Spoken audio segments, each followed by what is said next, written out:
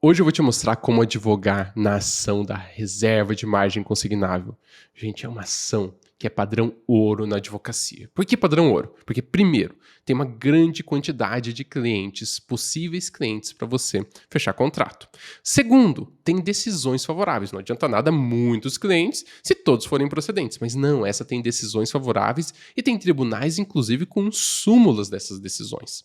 E terceiro, é uma ação de rápida implementação no escritório de advocacia. Não adianta nada ser uma ação muito boa, com decisões favoráveis, mas muitas vezes você precisa de 1 ano, 2 anos de estudo, ou uma equipe gigante para você conseguir operacionalizar. Não, isso daqui é uma ação de rápida implementação e de baixo custo para um escritório de advocacia. Então fica comigo até o final desse vídeo, que eu vou te mostrar o que é essa ação, como advogar nessa ação, quais são os documentos e como analisar os documentos e como que você faz o cálculo, confere o cálculo e liquida essa ação. Muita gente até faz os primeiros passos certos, faz a petição inicial, analisa bem os documentos, mas não sabe como calcular, acaba aceitando o valor que o banco dá, acaba aceitando qualquer valor e perde dinheiro no momento do cálculo. Então fica comigo até o final que eu vou te mostrar tudo isso. Primeiro de tudo, você precisa entender o contexto de como acontece essa reserva de margem consignável e o que é reserva de margem consignável.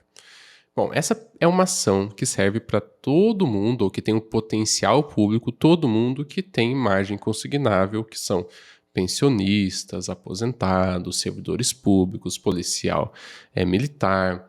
Tem, talvez agora quem receba Auxílio Brasil tenha margem consignável, e talvez possa entrar também nessa categoria de pessoas que podem ser clientes. Então percebe que se eu pegar todos os aposentados do Brasil, todos os pensionistas, todos os servidores públicos municipais, estaduais, todos os policiais militares, bombeiros militares, e todo mundo agora que recebe Auxílio Brasil é um público enorme. Então tem uma grande quantidade de possíveis clientes no Brasil.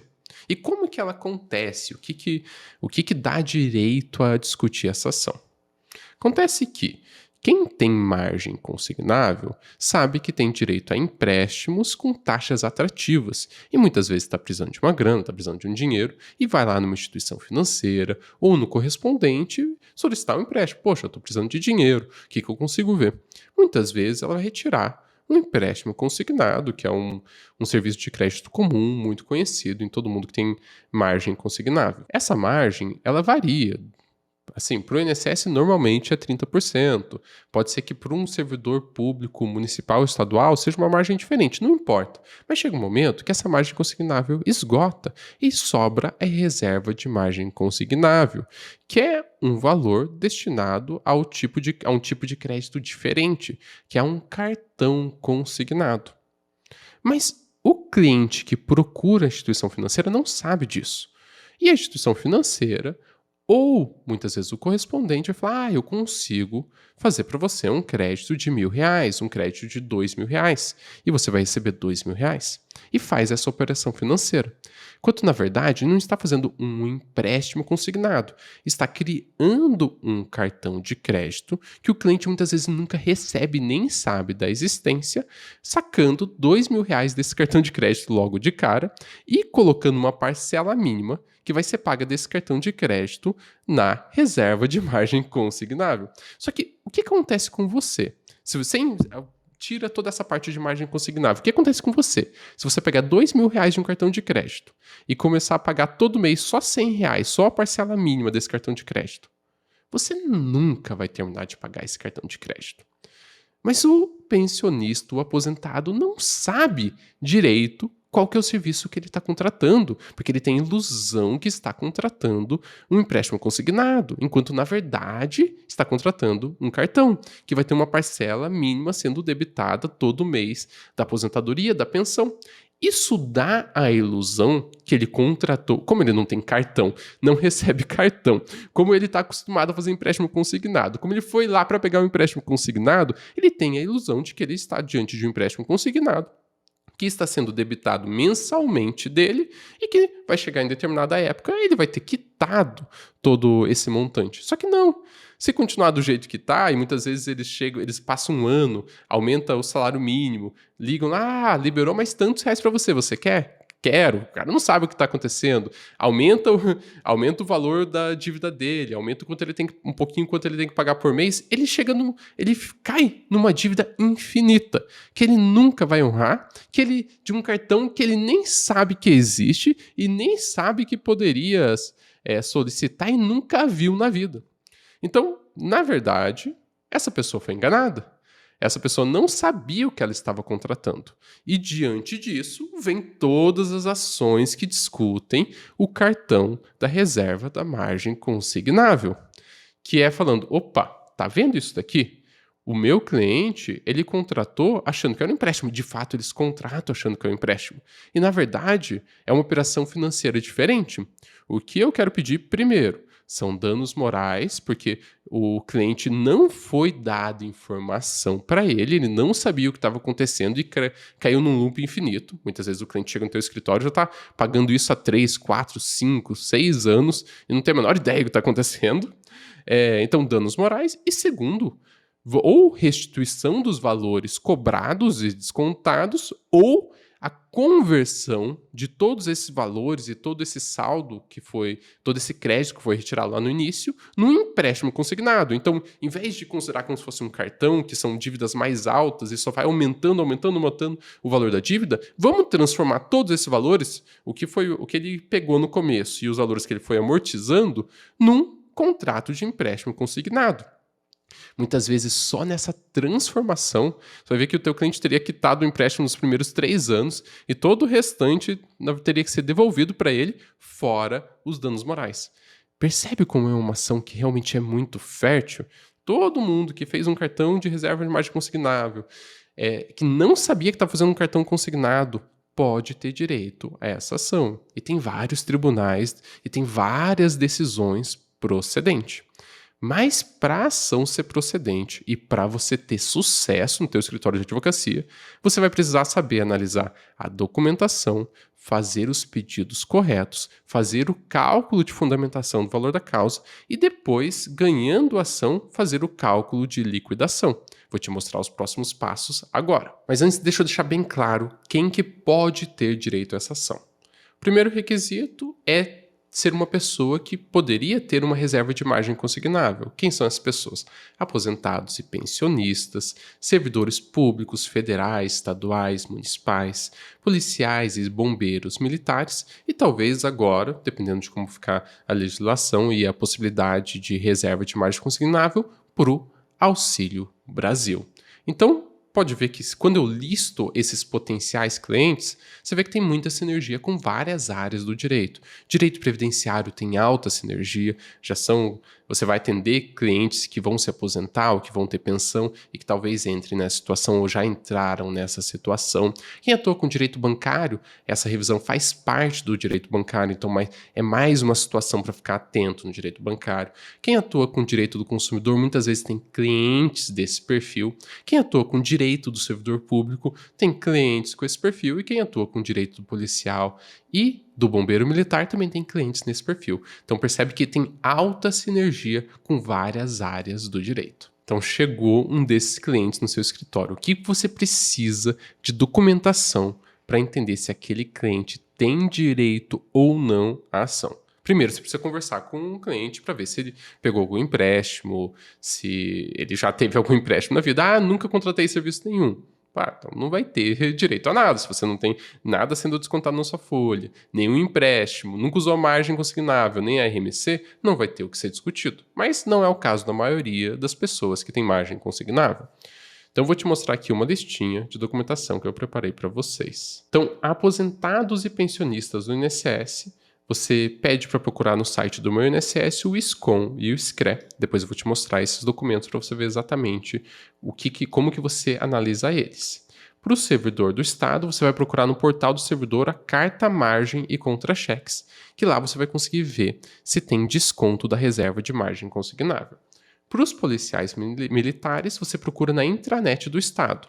O PDF do extrato da margem consignável e contra-cheques vai mostrar se tem reserva de margem consignável e desconto nos contra-cheques.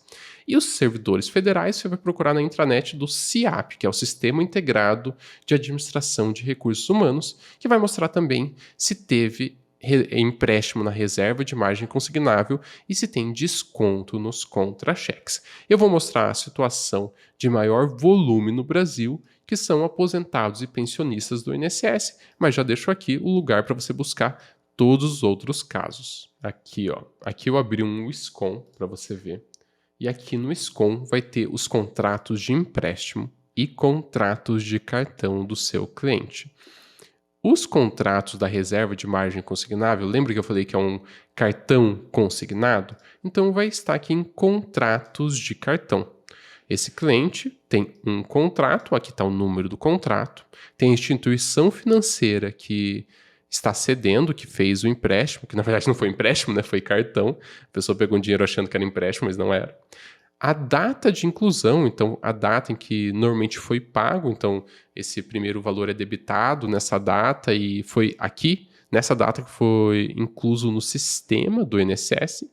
Se esse cartão está ativo ou não, e nesse caso está ativo, e qual que é o valor que todo mês vai ser descontado na reserva de margem consignável do cliente, que é aqui R$ 46,85.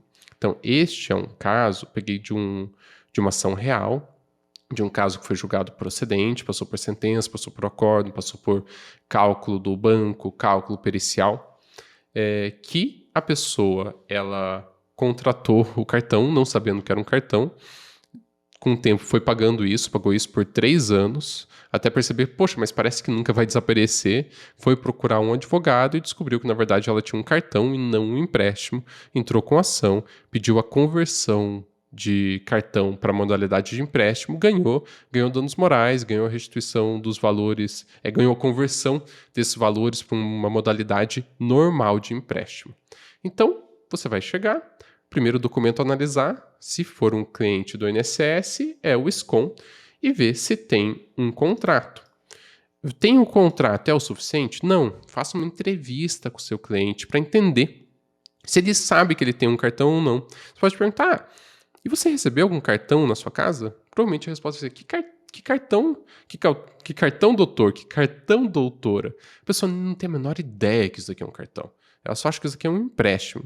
Você conversa, como é que foi? Como é que... procure fazer ela lembrar como é que foi essa contratação.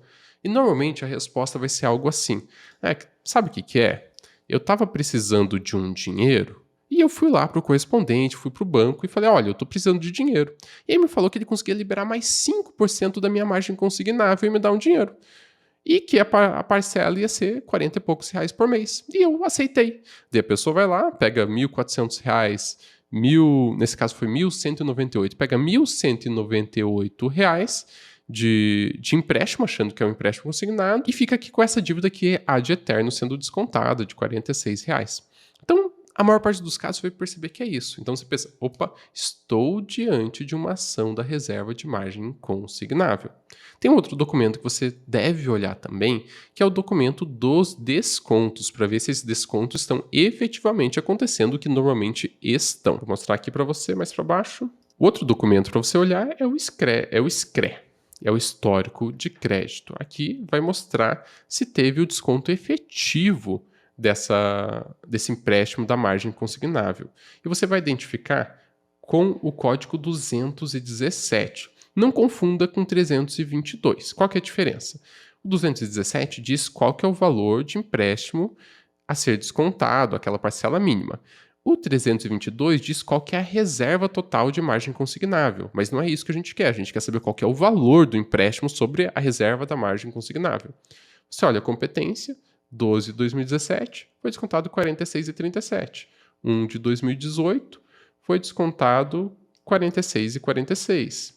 2 de 2018, aqui em cima, foi descontado 46,46.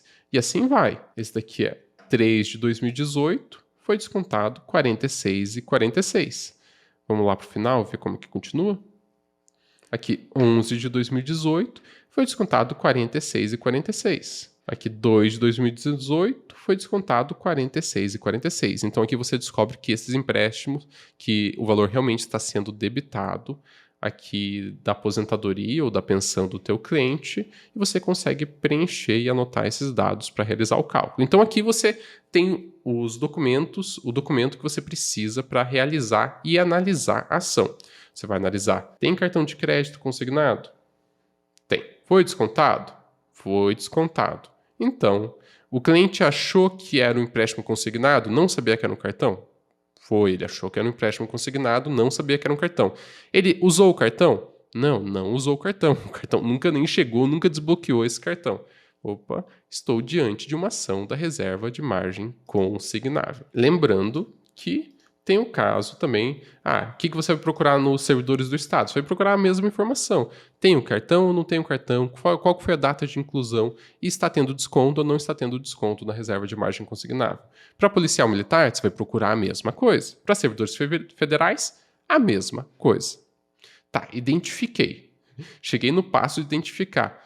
É um cliente para reserva de margem consignável, fez a contratação do cartão consignado achando que era um empréstimo consignado, o que eu faço agora? Agora você vai fazer a fundamentação jurídica do caso junto com o demonstrativo do valor da causa. Sabendo quais são os clientes, agora você precisa saber quais são os pedidos mais comuns dessa ação. O primeiro é descumprimento contratual. Como assim descumprimento contratual?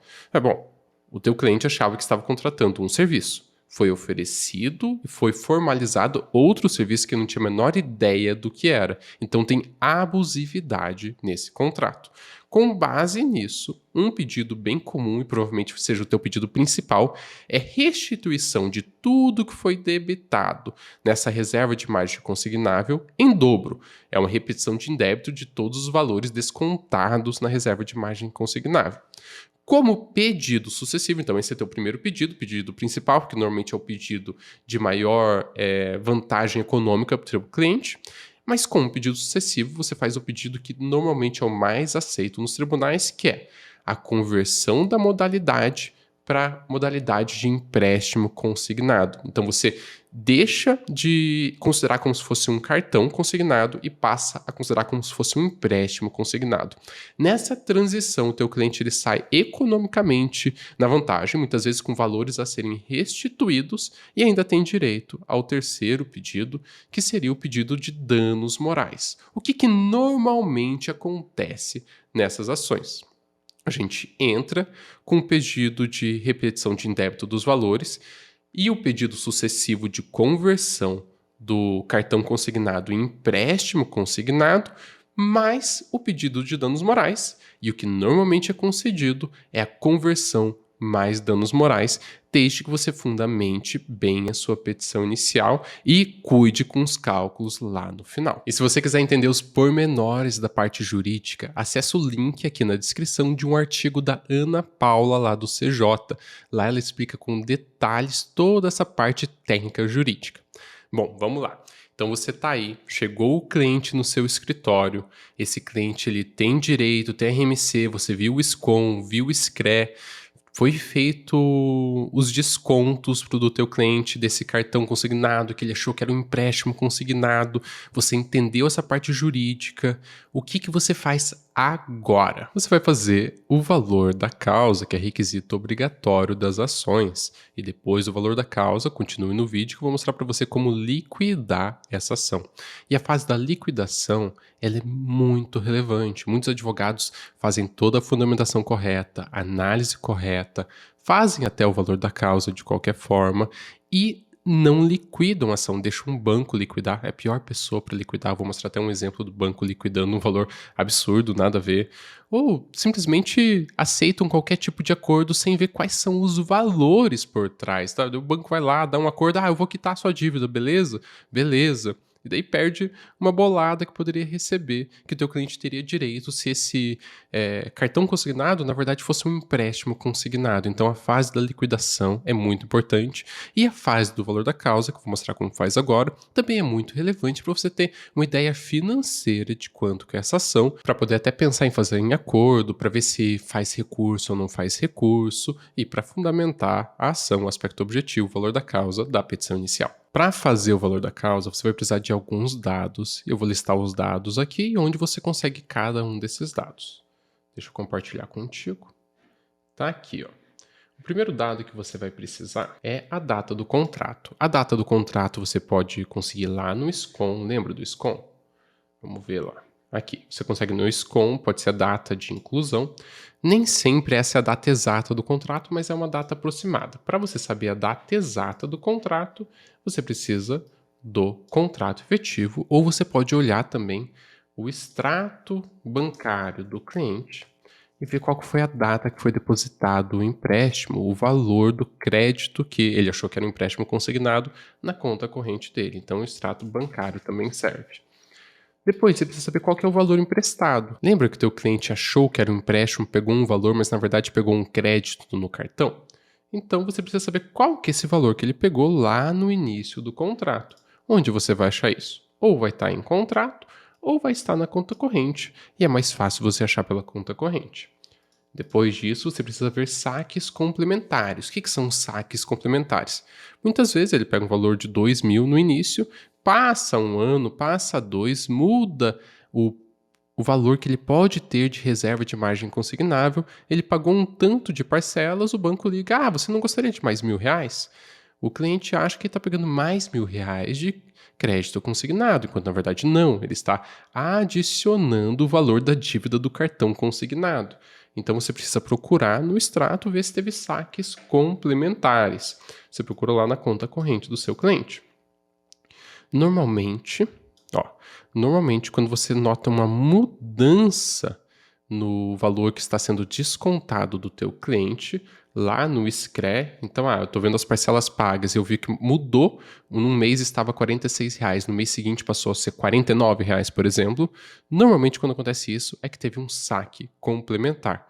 Então, você analisa o SCRE, vê todas as parcelas que o teu cliente está pagando. Quando o código lá 200... não lembro se é 207 ou 217, vamos ver. Aqui, quando o código 217 de 46,37 no mês seguinte veio 51, pode conferir no extrato do seu cliente que provavelmente ele teve um saque complementar sem saber que ele estava fazendo um saque complementar do cartão consignado dele. Então aqui vai uma dica bem valiosa. Você acompanha o SCRE do todo o período do teu cliente quando tem um valor que aumenta, então passou de 46,37 para 50. Dá uma olhadinha naquele mês que aumentou e no mês anterior para ver se não teve um saque complementar. Esses saques complementares, eles aumentam a dívida do cartão deste cliente. Você também precisa ver as parcelas pagas, que você consegue com o SCOM mais o extrato bancário do cliente. Esse aqui é o SCRE, na verdade. Você consegue ver com o SCOM, que vai ter o valor da parcela inicial, mais o SCRE, mais o extrato bancário. São os 3 lugares que você consegue conferir. É importante você conferir o extrato bancário para ver se realmente está sendo debitado do teu cliente esse valor. E a taxa média do Bacen. Por que você precisa da taxa média do Bacen? Lembra que uma das metodologias que normalmente é procedente é a conversão desse cartão consignado em empréstimo consignado. E como que você faz essa conversão? Para fazer essa conversão, você tem que falar qual que é a taxa de juros que vai ser aplicado nessa conversão. E essa taxa de juros, você consegue achar a taxa média do Bacen no dia da celebração do contrato. Isso aqui eu vou te mostrar no cálculo jurídico, depois o cálculo jurídico traz de forma automática para você, mas você vai precisar dessa informação para realizar o cálculo do valor da causa. Agora eu vou mostrar como que você faz esse cálculo de maneira prática e rápida no cálculo jurídico, de uma vez só, os 3 métodos, as 3 metodologias diferentes de apuração desta causa. Eu vou abrir aqui o cálculo jurídico, um software para cálculos judiciais para advogados. É um software que tem cálculos previdenciários, planejamento previdenciário, revisão da vida toda, cálculos cíveis, tributários, trabalhistas, penais e cálculos bancários. Tem a revisão de empréstimos e financiamentos, que você pode até rever os outros empréstimos e financiamentos que o teu cliente tiver. E o cálculo da reserva da margem consignada, que fica bem simples fazer dentro do cálculo jurídico. O primeiro passo é dar um nome para esse cálculo aqui, valor da causa, reserva da margem consignável. A data base do cálculo, que é quando você está calculando, vou supor que eu estou calculando isso em 2021. O valor do empréstimo, lembra que a gente procurou lá nas informações para o valor da causa? O valor do empréstimo você acha lá na conta corrente ou no contrato do seu cliente. Então, o valor do empréstimo nesse caso é R$ 1.198. A data de obtenção do empréstimo, que vai estar lá o dia que teu cliente recebeu esse valor, ou você consegue ver no SCOM também. Às vezes é um dia antes, um dia depois que aparece no SCOM. Nesse caso, vai ser 07/11/2017. Quando você preenche a data de obtenção do empréstimo, o cálculo jurídico já vai acessar os dados do Bacen, ver a categoria empréstimo consignado e dizer qual que é a taxa média do Bacen para o dia do fechamento de contrato para essa categoria de empréstimo consignado. E você vai colocar esse valor. Você pode clicar aplicar ou só copiar e colar ali a taxa média dos juros do Bacen. Vamos lá? 2,0011. Juros mora normalmente é 1%. Índice de correção como você quer que seja calculado o valor a ser restituído para o método de restituição dos valores, colocar em NPC. E aqui, na seção parcelas, você vai colocar todas as parcelas pagas e saques complementares, se tiver. Onde que eu vou achar as parcelas pagas? Vamos lá no documento? Parcelas pagas. O SCOM vai te dizer qual que é o valor inicial daquela parcela, o SCRE vai te mostrar o histórico mês a mês, e o extrato bancário, o valor efetivamente descontado do teu cliente. Então você tem essas 3 fontes para achar a parcela. Coloquei aqui 07/12/2017 e o valor, vamos ver pelo SCRE aqui. Aqui no SCRE, o código 217, lembra, não é o código 322. Isso aqui é o total que ele teria de RMs da reserva de margem consignável e o 217 é quanto que aquilo está sendo debitado, então 46,37. No mês seguinte, 46,46, 46,46. E nesse contrato, ele vai se repetir até o final. Ele começa com 46,37. Depois eu vou adicionar 46. Já esqueci o número. 46,46 e ele vai se repetir até o final com 46,46. Eu posso colocar aqui, eu quero repetir mais 32 parcelas. Aí vai chegar até aqui, 9 de 2020, eu estou calculando para 8 de 2021. Opa, eu preciso mais 9 parcelas aqui. Ele gera de forma automática. Eu olho um valor e só gero de forma automática? Não. Você aí na sua advocacia, você vai analisar o extrato do cliente e vai analisar o SCRE um a um. Esse preenchimento automático é para facilitar e agilizar a sua vida, mas é importante você preencher e você analisar. Não, realmente continua 46,46. Lembra o que eu falei? Se esse valor aumenta para R$50, por exemplo, significa que provavelmente o teu cliente pegou um saque complementar. Então você vai lá no extrato do seu cliente, confere se não teve um saque complementar. Saque complementar é uma nova rodada de empréstimo dentro do mesmo cartão. Então eu volto aqui, eu preencho danos morais. Sempre faz sentido você pedir danos morais nessas ações, é claro, sempre no direito é algo que a gente não fala, mas normalmente teu cliente foi lesado, teve algum dano por causa disso, e faz sentido você pedir danos morais. E coloca se você vai pedir ou não honorários nesse processo. Eu coloquei honorários comerciais de 10%. Salvar. Quando eu salvo, o cálculo jurídico está processando todos esses valores, ele já vai me dar o valor pelos 3 métodos. Tá, o que são esses métodos? A metodologia, tá tudo explicado aqui, então primeiro você pode ler com calma, mas são os 3 métodos que mais acontecem no Brasil, que mais são aceitos pelos tribunais. O método 3 é o que normalmente você pede para o teu cliente, que é a restituição de todos os valores, é o pedido principal, com o pedido sucessivo de, não entendendo ser devido à restituição dos valores, a conversão dessa modalidade de cartão para a modalidade de empréstimo consignado, que seria o método 1. Então, o método 3 é a restituição pura dos valores, o método 1 é conversão em empréstimo consignado e o método 2 é uma mistura dos dois. Como assim? Quando você converte em empréstimo consignado, muitas vezes você vai quitar tudo que o cliente tinha para pagar e vai continuar. Então, quer dizer, poxa, o cliente pagou mais do que deveria. Então ele tem valores a serem restituídos. E esses valores que ele pagou mais do que deveria vão ser calculados pela mesma metodologia do empréstimo. Esse seria o método 1. Ou o método 2, que os valores que ele pagou a mais, eles vão ser calculados pela metodologia da restituição. Então, não pelo mesmo cálculo do empréstimo, mas tudo que ele pagou a mais após quitar o saldo devedor vai ser calculado como restituição. Às vezes, o método 1 ele dá mais alto, às vezes o método 2 dá mais alto. Então, isso aqui realmente depende de caso a caso. Nesse caso, o método 2 se provou um pouco mais vantajoso que o método 1 para esse cliente. Aqui embaixo você vai ver todos os cálculos, então você pode ver a evolução, competência a competência de todos os cálculos, o cálculo do dano moral e o cálculo dos honorários aqui. Quando você for ajuizar a atuação, provavelmente o teu pedido principal é de restituição dos valores, você vai utilizar o método 3 e usar o relatório do método 3. Vou gerar o relatório. Esse relatório tem todos os requisitos que você precisa para apresentar o demonstrativo completo de valor da causa, inclusive com detalhamento da metodologia.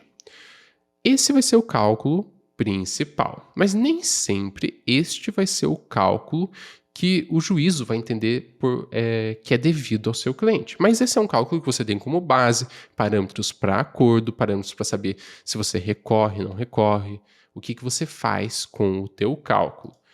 Mas vamos supor que chegou a decisão, e a decisão ela optou não pelo método 3, mas pelo método 1, que é a conversão do empréstimo consignado pessoal de forma pura. Então você pode voltar, se tiver algo a ajustar nas configurações. Eu descobri na metade do processo que lá em 10 de 2019, na verdade, teve um saque complementar de R$200, que você não sabia. Tá tudo bem. Você não sabia, descobriu na metade do processo, era melhor saber antes? Claro, mas se você não sabia e descobriu na metade do processo, você vai aditar o teu cálculo. E a data base do cálculo, como eu estou liquidando, não é mais 10 de 8 de 2021, na verdade é 10 de 8 de 2022. Então você pode alterar a data, alterar os danos morais, o juiz decidiu corrigir pelo INPC, não pela Selic, ou pelo IPCAE, que é algo bem normal.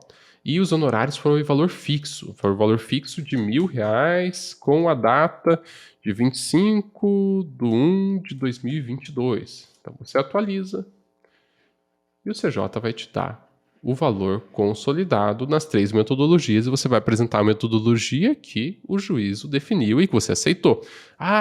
O juízo definiu, e teve um caso que eu estava analisando, que falou que a taxa média do Bacen era 3,2. Opa, na verdade não.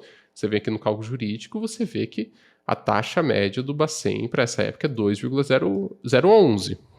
Então você pode entrar no Bacen, tirar o relatório para mostrar, na verdade, a taxa média não é a taxa média de juros do Bacen não é 3,5, é 2,011. Você pode clicar nesse link aqui também, que o cálculo jurídico ele vai te mostrar de maneira detalhada qual que era a taxa média daquele dia. Vamos lá.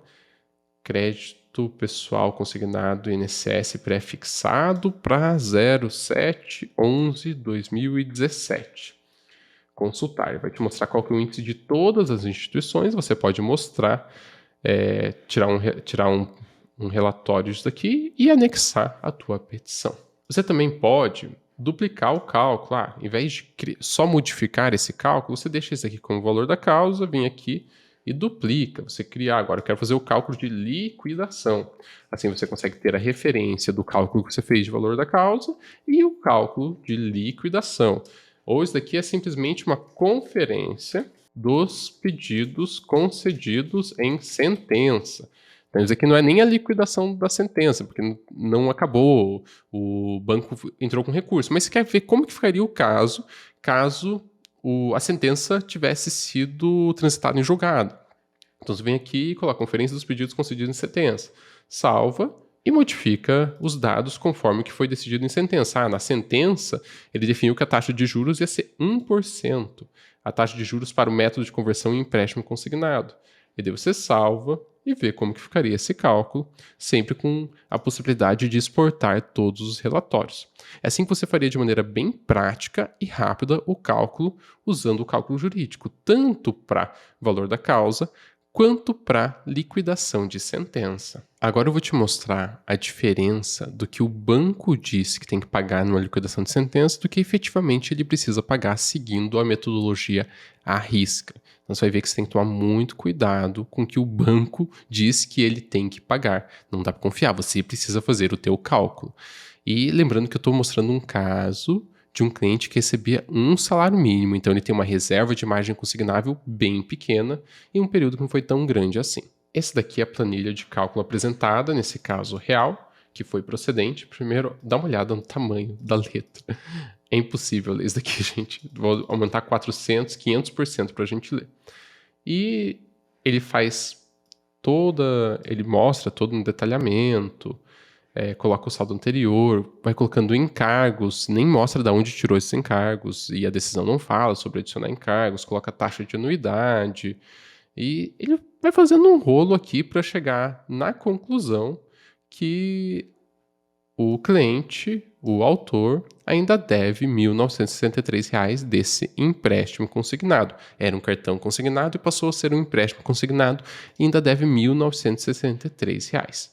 Quando você aplica a metodologia correta, seguindo os mesmos parâmetros e os parâmetros da decisão, você vê aqui no consolidado que, aplicando o método 1, que foi deferido na sentença, na verdade ele deve só R$ 970, não R$ 1.963, uma diferença de R$ 1.000 para um cliente que pagou 2, 3 anos de reserva de margem consignável do cartão consignado, que recebia um salário mínimo.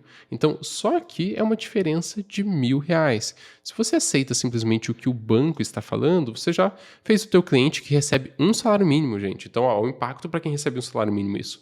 Você fez ele perder R$ 1.000, que é um mês inteiro da remuneração. Se fosse um cliente aqui de 10 salários mínimos, um servidor público, recebe R$ 10.000, então falando que provavelmente você teria feito ele perder R$ 10.000 caso tivesse aceito o cálculo do banco. Então, por isso é muito importante você realizar não só o cálculo do valor da causa, para entender sobre quanto você está falando, quanto você pode negociar, se vale a pena ou não entrar com recursos, pedidos, provas, mas também realizar com muita atenção o cálculo de liquidação e nunca simplesmente aceitar o valor que o banco está falando que quer pagar.